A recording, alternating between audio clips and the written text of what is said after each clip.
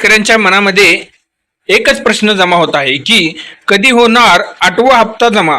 नमो शेतकरी योजनेचा आठवा हप्ता नेमकं कधी मिळणार, हा प्रश्न प्रत्येकी शेतकऱ्यांच्या मनात आहे.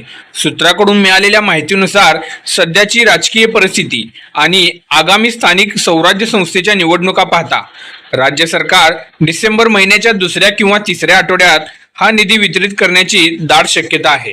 व तसेच लाभार्थ्यांच्या संख्येमध्ये घट का झाली आहे. योजनेच्या सुरुवातीला लाभार्थ्यांची संख्या मोठी होती, परंतु आता ती दिवसेंदिवस कमी होत आहे. कृषी विभागाने दिलेल्या आकड्यानुसार मित्रांनो, पीएम किसानचा 20वा हप्ता, हा हप्ता सुमारे 96 लाख शेतकऱ्यांना मिळाला होता. तसेच 21वा हप्ता ही संख्या 92 लाख ते 93 लाखावर आली होती. आता नमोचा 8वा हप्ता केवळ 90,41,241 शेतकऱ्यांनाच मिळणार आहे. या कपातीची मुख्य कारणे काय आहेत, चला तर पाहूया.